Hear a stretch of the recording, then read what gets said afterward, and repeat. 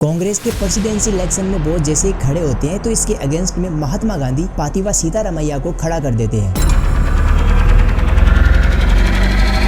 बोस और महात्मा गांधी की आइडियोलॉजी कभी मैच नहीं खाती थी, जिसके चलते बोस कांग्रेस से रिजाइन मार देते हैं और ऑल इंडिया फॉरवर्ड ब्लॉक को स्टेबलाइज करते हैं, जिसमें सभी के सभी ग्रम दल के लोग शामिल थे। अब वर्ल्ड वॉर 2 जैसे ही स्टार्ट होती है तो लॉर्ड लिंकिंगो बिना इंडियन पॉलिटिकल लीडर से पूछे हुए ये डिक्लेयर कर देते हैं कि भारत भी इस वॉर में ब्रिटेन के साथ लड़ेगा, जिसका नेहरू ने फुल ही सपोर्ट किया। जब गांधी और नेहरू से बोस को कोई मदद न मिली तो ये नाजी जर्मनी के डिक्टेटरशिप हिटलर से मदद मांगने के लिए जाते हैं, लेकिन हिटलर ने बोस की मदद नहीं की। बोस जापान जाते हैं तो वहाँ पर ये आजाद हिंद फौज को लीड करते हैं, जो कि आगे चल के इंडिया को इंडिपेंडेंस दिलाने में सबसे बड़ा रोल प्ले करती है। जब ब्रिटेन के पीएम क्लाइमेट एटली इंडिया आते हैं तो उनसे पूछा जाता है कि भारत को इंडिपेंडेंस दिलाने में गांधी का कितना % रोल था, तो उन्होंने आंसर देते हुए कहा मिनिमम। तो आज की इस वीडियो में हम सुभाष चंद्र बोस के बारे में वो सारी चीजें जानेंगे जो कि आज तक आप लोगों से छिपाई गई थी। तुम मुझे खून दो, मैं तुम्हें आजादी दूंगा।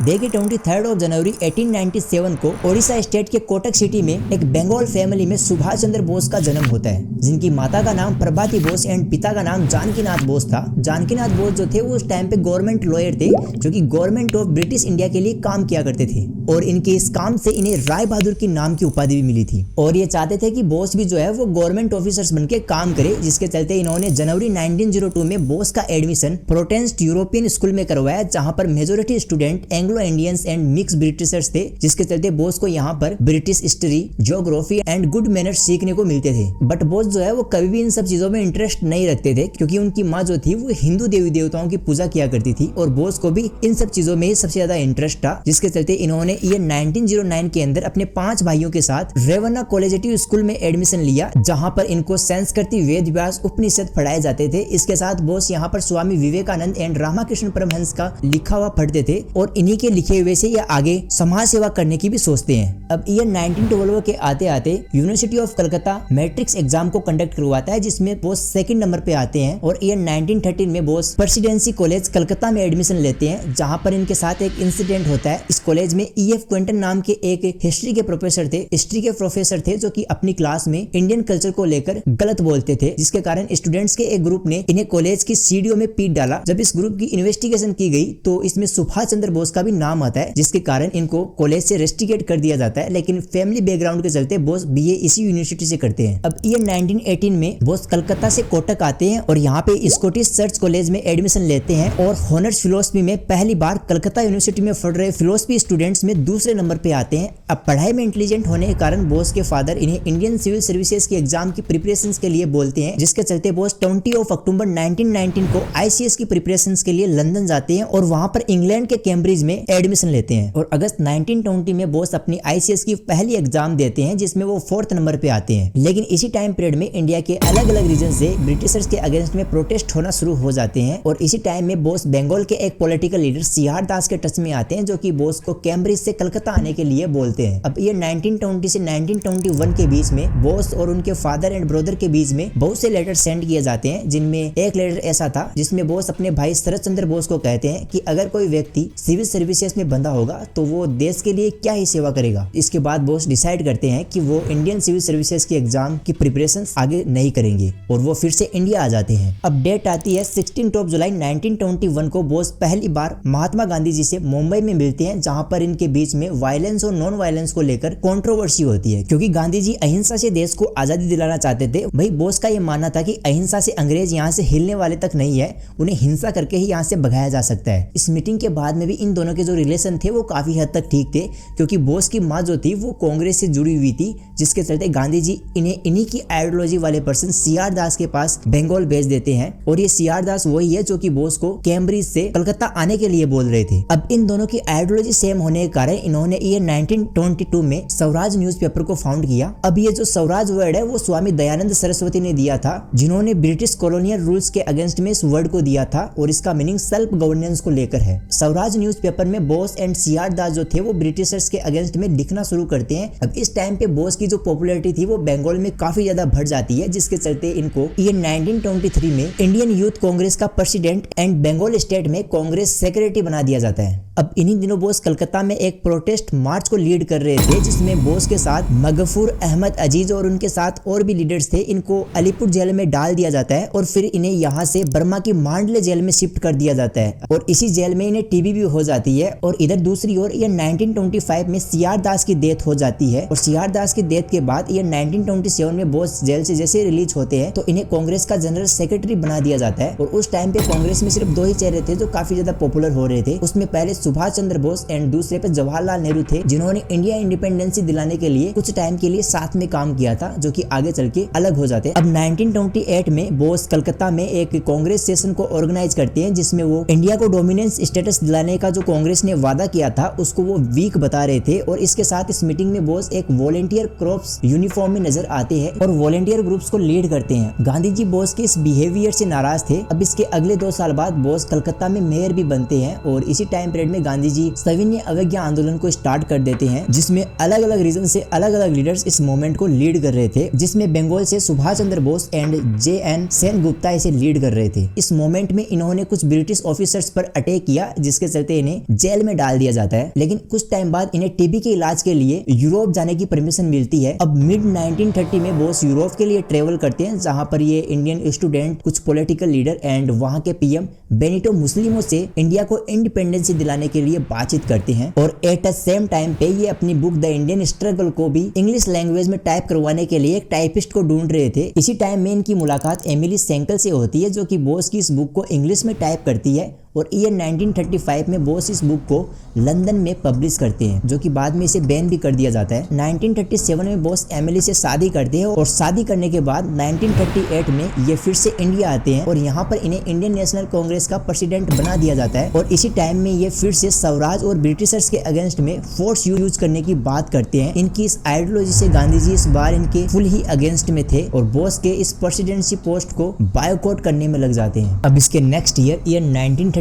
में कांग्रेस में फिर से प्रेसिडेंसी इलेक्शंस होते हैं, जिसमें महात्मा गांधी अपनी ओर से पटाभी सीतारामैया को बोस के अगेंस्ट में खड़ा करते हैं। अब गांधी जी के इस डिसीजन के बाद में कांग्रेस में इंटर डिस्प्यूट होना शुरू हो जाते हैं, क्योंकि कांग्रेस में कुछ लीडर ऐसे थे जो कि बोस के सपोर्ट में थे और कुछ गांधी जी के सपोर्ट में थे। और इन्हीं में से एक लीडर यू मुथुरालिंगम थेवरा थे, जो कि बोस के फुल ही सपोर्टर थे। इन्होंने अकेले ही पूरे साउथ इंडिया के वोट्स को कवर किया और बोस को इस इलेक्शंस में जितवाया। लेकिन गांधी की कांग्रेस कमेटी की चालों के कारण बोस इस पोस्ट से रिजाइन मार देते हैं, जिसके बाद बोस 22 जून 1939 को ऑल इंडिया फॉरवर्ड ब्लॉक को स्टेबलाइज करते हैं, जिसमें सारे के सारे गरम दल के लोग शामिल थे और इन्हीं में से एक यू मुथुरालिंगम थेवर भी थे। अब बोस जैसे ही फॉरवर्ड ब्लॉक को फाउंड करते हैं तो इसमें ये लोगों को जोड़ने के लिए अलग अलग जगह पर मीटिंग करने लग जाते हैं। लेकिन इसी टाइम पीरियड में वर्ल्ड वॉर 2 स्टार्ट हो जाती है, जिसके कारण इंडिया के वॉइस रॉय लॉर्ड लिंथिंगो बिना इंडियन पॉलिटिकल लीडर से पूछे हुए डिक्लेयर कर देते हैं कि भारत भी इस वर्ल्ड वॉर 2 में ब्रिटेन के साथ देगा। अब लिंथिंगो की इस अनाउंसमेंट के टाइम पीरियड में नेहरू चाइना की ट्रिप करके रंगून लौटते हैं। वहां पर इनसे प्रेस वाले लिंथिंगो के अनाउंसमेंट के बारे में पूछते हैं तो ये कहते हैं कि हम इंपीरियलिज्म के अगेंस्ट में है और इसके लिए हम ब्रिटेन का साथ देंगे। जब बोस को इसके बारे में पता चलता है तो वो नेहरू का कलकत्ता में वेट करते हैं और वहां पर ही इनके अगेंस्ट में प्रोटेस्ट कर डालते हैं। और इधर गांधी जी को भी ये लगने लग जाता है कि नेहरू की इस अनाउंसमेंट के बाद में कांग्रेस में इंटर डिस्प्यूट होना लाजमी है, तो इसके लिए ये अनाउंसमेंट करते हैं कि हम वर्ल्ड वॉर 2 में आपकी तभी मदद करेंगे जब वो हमें पहले सेल्फ गवर्नेंस दे। बट लॉर्ड लिंथिंगो इसके लिए साफ मना कर देते हैं और लिंथिंगो के मना करने पर कांग्रेस सभी प्रोविंस में रिजाइन मार देती है। इसके चलते लॉर्ड लिंथिंगो फरवरी 1940 में गांधी जी से फिर से मीटिंग करते हैं। इसमें गांधी जी से कहते हैं कि इस वॉर के कंप्लीट होने के बाद में हम आपको न्यू कॉन्स्टिट्यूशंस बना के देंगे, लेकिन गांधी जी इनकी डिमांड को एक्सेप्ट नहीं करते हैं। तो फिर लिंथिंगो गांधी की हेल्प ना लेकर मोहम्मद अली जिन्ना के पास जाते हैं और उन्हें इसके लिए कन्विंस करते हैं। तो मोहम्मद अली जिन्ना वर्ल्ड वॉर 2 में अंग्रेजों की हेल्प करने के लिए एग्री भी हो जाते हैं। और इधर दूसरी ओर बोस लिंथिंगो के डिसीजन पर सविनय अवज्ञा आंदोलन को स्टार्ट कर देते हैं, जिसमें ये होवेल माउंटबेटन को हटाने के लिए क्राउड के साथ प्रोटेस्ट कर डालते हैं, जिसके चलते अंग्रेज इन्हें फिर से जेल में डालते हैं। लेकिन यहाँ पर इनके हंगर स्ट्राइक करने से इन्हें हेल्थ इश्यू हो जाते हैं, जिसके कारण इन्हें जेल से इनके घर पर हाउस अरेस्ट में रखा जाता है। यहाँ पर बोस सोचते हैं कि यही सही टाइम है अंग्रेजों को भारत से भगाने का। इसके लिए वो प्लानिंग करते हैं कि क्यों ना दुश्मन के दुश्मन यानी नाजी जर्मनी के डिक्टेटर जोसेफ एडोल्फ हिटलर से हाथ मिलाया जाए, जबकि बोस को हिटलर की बैड आइडियोलॉजी के बारे में भी पता था कि वो इंडिया के बारे में क्या सोचता है। इसके बाद में भी वो हिटलर से मिलने की प्लानिंग करते हैं। इसके लिए ये 17 जनवरी 1941 की रात को पठान के बेस में अपने भतीजे शिशिर कुमार के साथ अपने घर से भाग निकलते हैं और गोम्बो रेलवे स्टेशन से ट्रेन पकड़कर पेशावर जाते हैं। अब यहाँ पर इनकी मुलाकात अकबर शाह, मोहम्मद शाह एंड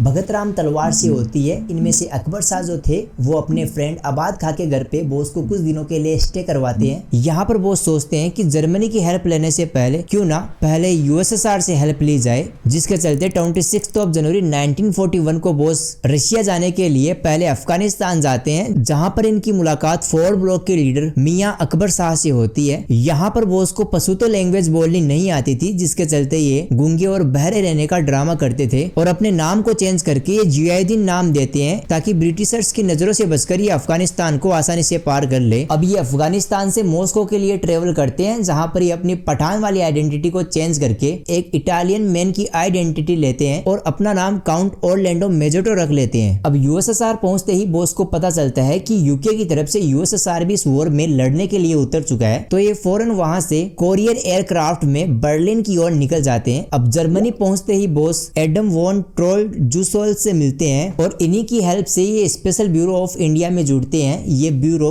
आजाद हिंद रेडियो के ब्रॉडकास्टिंग का काम करता था, जिसमें बोस इंडियंस के लिए स्पीच भी दिया करते थे, जिसमें वो लोगों से कहते कि वो ब्रिटिशर्स के अगेंस्ट में लड़े और जो इंडियंस ब्रिटिश आर्मी में थे उन्हें भी कहते थे कि आप भी अंग्रेजों के अगेंस्ट में खड़े हो जाओ। इसी टाइम पीरियड में बोस जर्मनी में इंडियन रीजन्स को भी स्टेबलाइज करते हैं, जिसमें करीब 4500 सोल्जर्स थे जो कि नॉर्थ अफ्रीका में ब्रिटिशर्स के लिए लड़ रहे थे। इनको एक्सिस फोर्सेज पकड़कर जेल में डाल देती है। But at the same time पे जापान जो था वो इस वॉर में काफी ज्यादा पावरफुल बनता हुआ नजर आ रहा था, क्योंकि जापान ने अमेरिका के पर्ल हार्बर पर अटैक किया और इसी के साथ साउथ चाइना सी में 2 ब्रिटिश वारशिप पर भी अटैक किया और इसके अलावा 11 दिसंबर को ये बर्मा पर भी अटैक कर देता है। यानी ये जो वॉर है वो अब इंडिया की सीमा पर भी आ जाती है। इसके अलावा जापान ने 15 फरवरी 1942 में सिंगापुर को भी अपने अंडर में ले लिया, जिसको लेकर ब्रिटिशर्स सबसे ज्यादा शॉक होते हैं और इसे Churchill worst disaster of British history बोलते हैं। और इधर इंडिया में Gandhi ji quit India movement को शुरू कर देते हैं, जिसमें ये डू और डाई के नारे लगाते हैं, जिसके चलते इन्हें अंग्रेज आगा खा के जेल में डाल देते हैं। और वही दूसरी ओर बोस जो थे वो हिटलर से मीटिंग करने की प्लानिंग करते हैं और 27 मई 1942 को बोस की हिटलर से फर्स्ट एंड लास्ट मीटिंग होती है। इस मीटिंग में हिटलर ने बोस को नेताजी की उपाधि भी दी थी, लेकिन हिटलर जो था वो बोस की हेल्प नहीं करना चाहता था, क्योंकि हिटलर को यह लगता था कि बोस की जो पॉपुलैरिटी है वो गांधी और नेहरू की कंपैरिजन में काफी कम है और फिर हिटलर से भी बोस को कोई मदद नहीं मिलती है। तो ये फिर साउथ ईस्ट एशिया में जाने की सोचते हैं, क्योंकि उस टाइम पे जापान इस वॉर में काफी ज्यादा पावरफुल था, जिसके चलते बोस फरवरी 1943 में एक जर्मन सबमरीन U-180 में अपने फ्रेंड आबिद हसन के साथ जापान के लिए ट्रेवल करते हैं और करीब 2 महीने के इस रूट को कंप्लीट करने के बाद ये अप्रैल 1943 में जापानी सबमरीन I-29 में बैठकर जापान पहुंच जाते हैं। जापान पहुंचते ही बोस आजाद हिंद फौज को रिवाइवल करने का काम करते हैं। अब इस आजाद हिंद फौज में भी इंडियन लीजेंड्स की तरह ब्रिटिश इंडियन आर्मी में प्रिजनर्स ऑफ वॉर को शामिल किया जाता है, जिसको बोस के जापान पहुंचने से करीब 1.5 साल पहले मोहन सिंह एंड इवाइची फुजीवारा ने स्टेबलाइज किया, जिसमें इन्होंने 40,000 सैनिकों को जोड़ रखा था। लेकिन कुछ टाइम बाद मोहन सिंह एंड इवाइची फुजीवारा के बीच में डिस्प्यूट हो जाते हैं, जिसके कारण रास बिहारी बोस के पास इस आर्मी की कमांड चली जाती है। जुलाई 1943 में सुभाष चंद्र बोस एंड रास बिहारी बोस सिंगापुर में एक मीटिंग को ऑर्गेनाइज करते हैं, जिसमें आजाद हिंद फौज के करीब 13,000 से ज्यादा सोल्जर्स शामिल थे। इस मीटिंग में सुभाष चंद्र बोस ने चलो दिल्ली के नारे लगाए और हजारों इंडियन सोल्जर्स को इंडिया को इंडिपेंडेंसी दिलाने के लिए प्रेरित किया। जिसके बाद रास बिहारी बोस सुभाष चंद्र बोस की इस लीडरशिप से इंस्पायर होकर उन्हें इस आजाद हिंद फौज की लीडरशिप दे दी। इस फौज में एकमात्र ऐसी यूनिट थी जिसे रानी लक्ष्मीबाई के नाम से जाना जाता था, जिसको कैप्टन लक्ष्मी स्वामीनाथन लीड करती थी। अब जैसे जैसे नेताजी को आईएनए स्ट्रॉन्ग बनती हुई नजर आती है, तो इन्होंने 21 अक्टूबर 1943 में ही भारत को आजादी दिलाने के लिए डिक्लेयर कर दिया और सिंगापुर में अपनी एक प्रोविंशियल गवर्नमेंट बनाते हैं। इसके साथ बोस आर्मी को चलाने के लिए एक बैंक तक स्टेबलाइज करते हैं जिसके नोट कुछ इस तरीके से थे। इवन बोस ने 4 जुलाई 1944 में बर्मा में एक इंडियन रैली में इंडियन नेशनल आर्मी के लिए एक नारा लगाया कि तुम मुझे खून दो, मैं तुम्हें आजादी दूंगा। जिसके बाद आईएनए के सोल्जर्स ने मणिपुर के मोइरांग शहर पर अटैक करके ब्रिटिशर्स को वहां से भगा दिया। इसके अलावा इस फौज की गांधी और नेहरू ब्रिगेड ने जापानी सोल्जर्स के साथ मिलकर कोहिमा एंड इम्फाल के कुछ एरियाज पे अटैक किया जिसे यूगो ऑपरेशन नाम दिया जाता है। लेकिन आगे चल के ये जो ऑपरेशन है वो अल्टीमेटली अनसक्सेसफुल हो जाता है क्योंकि इस वॉर में यूके की हेल्प करने यूएसए भी उतर जाता है, जिसके चलते जापानी सोल्जर्स और आईएनए के सोल्जर्स को इम्फाल एंड कोहिमा के एरिया में ही रोक लिया जाता है। इवन आईएनए के सोल्जर्स को ब्रिटिशर्स पकड़कर जेल में डाल देते हैं और उनके अगेंस्ट में केस भी फाइल करना शुरू कर देते हैं। इसी टाइम पीरियड में वेवल गांधी को आगा खान प्लेस जेल से रिलीज कर देते हैं, जिसके बाद गांधी ब्रिटिश ऑफिसर से बातचीत करते हैं कि वो सिविल डिसअपॉइंटेंस को वापस ले लेंगे और वो इस वर्ल्ड वॉर 2 में ब्रिटिशर्स की हेल्प भी करेंगे। लेकिन इसके लिए पहले ब्रिटिशर्स को भारत को स्वतंत्र करने का प्रॉमिस करना होगा, जिसको लेकर ब्रिटिश ऑफिसर्स एग्री नहीं करते हैं। और इधर दूसरी ओर वर्ल्ड वॉर 2 में जैसे ही यूएसए जापान की हिरोशिमा एंड नागासाकी पर न्यूक्लियर अटैक करवाता है तो इसके बाद जापान जो है वो इस वॉर में सरेंडर कर देता है और बोस को जापान से जो हेल्प मिल रही थी वो भी अब मिलना बंद हो जाती है। अब बोस को आगे क्या करना था ये सिर्फ बोस ही जानते थे। इसके लिए बोस मंचूरिया जाने की सोचते हैं। इस ट्रेवल में वो अपने साथ अबीहुर रहमान को लेकर जाते हैं। 17 अगस्त 1945 को बोस एंड रहमान आईएनए के सोल्जर्स के साथ बैंकॉक से वियतनाम के सैगोन जाते हैं और वहां से एक बॉम्बर एयरक्राफ्ट में बैठ कर ये इस ट्रेवल से मंचूरिया जाते हैं। लेकिन वो मंचूरिया पहुंचे उससे पहले इनकी प्लेन क्रैश में डेथ हो जाती है। अब इनकी डेथ के ऊपर भी बहुत सी थ्योरीज निकल के सामने आती है जिस पर अपन किसी अदर वीडियो में बात करेंगे। लेकिन बोस की डेथ के बाद आईएनए के अगेंस्ट में जो ब्रिटिशर्स ने केस फाइल करके रखा था उसके अगेंस्ट में भारत के हर एक कोने से प्रोटेस्ट होना शुरू हो जाते हैं, जिसको लेकर फिर कांग्रेस ने भी अपनी एक डिफेंस कमेटी बनाई जिसमें जवाहरलाल नेहरू, भोलाभाई देसाई, आसफ अली, शरद चंद्र बोस, कैलाश नाथ कटुजा एंड तेज बहादुर जैसे लॉयर्स एंड पॉलिटिकल लीडर्स शामिल थे। इन्होंने इस केस को लड़ा और जीता भी। और इधर फरवरी 1946 में रॉयल इंडियन नेवी के ऑफिसर्स ने भी ब्रिटिशर्स के अगेंस्ट में प्रोटेस्ट करना शुरू कर दिया, जिसको लेकर फिर at the end British crown को इंडिया को छोड़कर जाना ही पड़ा। लेकिन 1956 में क्लाइमेट एटली जैसे ही भारत आते हैं, जो कि 1945 से 1951 के बीच में लेबर पार्टी से ब्रिटिश पीएम बने थे, जो कि भारत की इंडिपेंडेंसी पर अपने साइन करते हैं। जब इनसे वेस्ट बंगाल के गवर्नर बीबी चक्रवर्ती मिलते हैं तो वो उनसे क्वेश्चन करते हैं कि गांधी जी का क्विट इंडिया मूवमेंट तो बहुत पहले ही रुक गया था, लेकिन ब्रिटिशर्स के सामने ऐसी कौन सी सिचुएशन आ जाती है कि वो भारत को 1947 में ही छोड़कर चले जाते हैं। तो इसके आंसर में क्लाइमेट एटली ने बहुत से रीजन बताए, जिसमें सुभाष चंद्र बोस की आर्मी एक्टिविटीज भी थी जो कि ब्रिटिशर्स के फुल ही अगेंस्ट में आ जाती है। और इन्होंने ये भी कहा कि गांधी का इंडिया को इंडिपेंडेंसी दिलाने में मिनिमल रोल था।